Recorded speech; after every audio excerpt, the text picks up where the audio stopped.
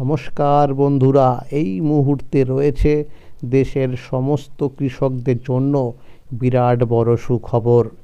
PM কিষাণ প্রকল্পের 22 নম্বর কিস্তির টাকা কবে থেকে দেওয়া শুরু হবে এবং এই মুহূর্তে স্ট্যাটাসের ঘরে কী আপডেট দেখাচ্ছে সেই বিষয়ে কিন্তু সঠিক আপডেট জানানো হয়েছে।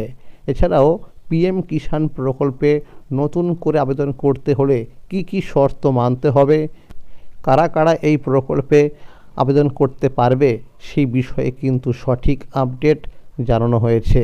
তাহলে বন্ধুরা, ভিডিওটি সম্পূর্ণ দেখার জন্য অনুরোধ রইল।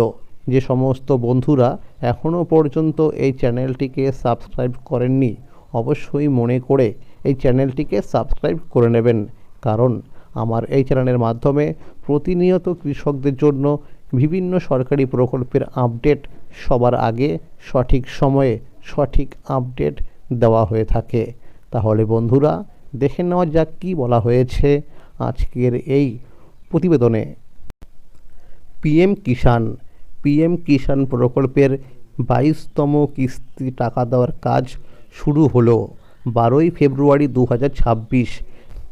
দেশের কৃষকদের চাষবাসের কাজে আর্থিকভাবে সহায়তা করার লক্ষ্যেই কেন্দ্র সরকার চালু করেছিল প্রধানমন্ত্রী কিষাণ সম্মান নিধি যোজনা। 2019 সালে মাননীয় প্রধানমন্ত্রী নরেন্দ্র মোদীর উদ্যোগে এই প্রকল্পের পথ চলা শুরু হয়।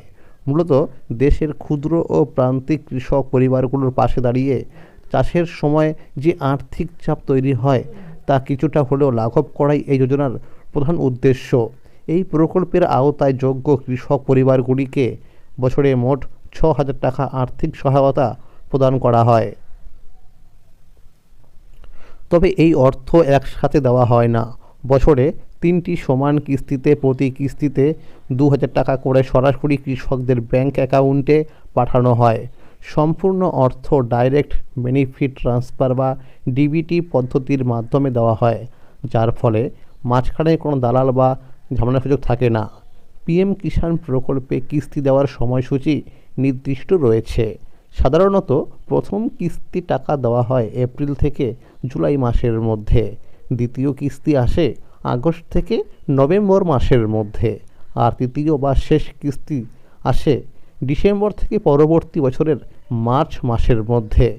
2025 সালে কৃষকদের অ্যাকাউন্টে 20 নম্বর কিস্তির টাকা জমা হয়ে গেছে। এরপর 21 নম্বর কিস্তি ব্যাংকে পৌঁছায় 19 নভেম্বর, অর্থাৎ চলতি অর্থবর্ষে ইতিমধ্যেই 2টি কিস্তির টাকা কৃষকরা পেয়ে গিয়েছেন।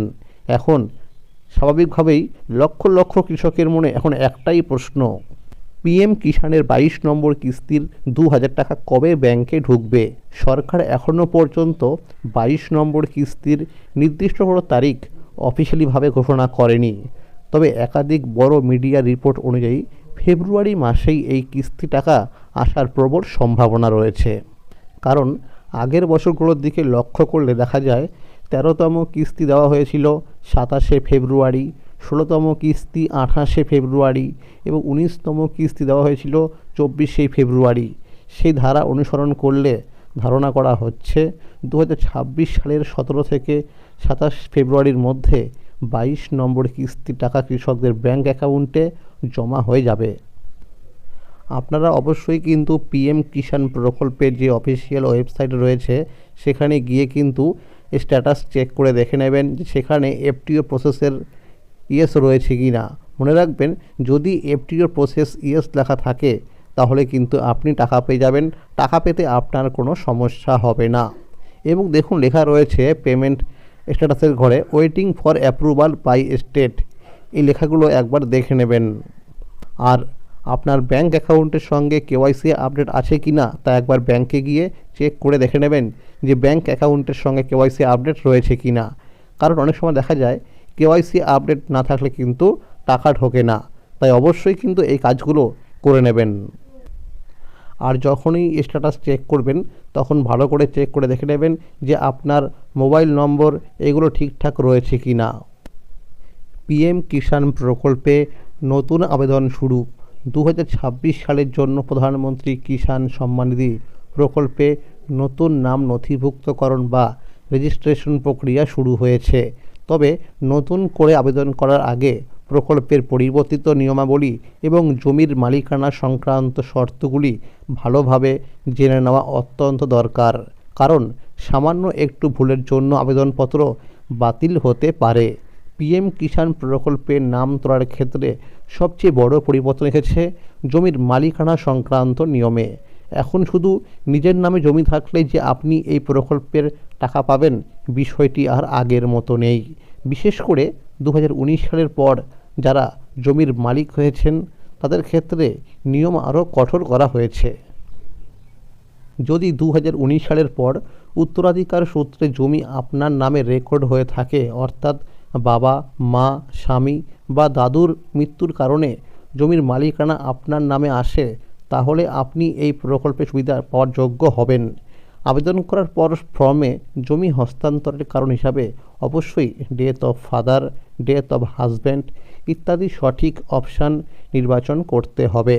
অন্যদিকে যদি 2019 সালের পর আপনি টাকা দিয়ে জমি কিনে নিজের নামে রেজিস্ট্রি করে থাকেন অথবা অন্য কোনো সাধারণ উপায়ে জমির মালিকানা পরিবর্তনে হয়ে থাকে, তাহলে সেই ক্ষেত্রে আপনি পিএম কিষাণ প্রকল্পে আবেদন করতে পারবেন না। বর্তমানে এই ধরনের আবেদনগুলিকে যাচাইয়ের সময় সরাসরি বাতিল করা হচ্ছে। তাই আবেদন করার আগে নিজের জমির মালিকানা কীভাবে হয়েছে সেটি ভালোভাবে যাচাই করে নেওয়া অত্যন্ত গুরুত্বপূর্ণ। সঠিক তথ্য দিলে তবেই আপনি পিএম কিষাণ প্রকল্পের টাকা পাবেন।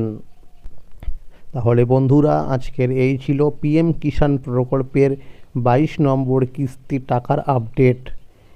এইরকম আরও নতুন নতুন আপডেট সবার আগে পেতে হলে চ্যানেলটিকে অবশ্যই মনে করে সাবস্ক্রাইব করে রাখুন এবং সকলের কাছে শেয়ার করে দিন। আর যদি ভিডিওটি ভালো লেগে থাকে অবশ্যই একটি লাইক করে দেবেন। ধন্যবাদ।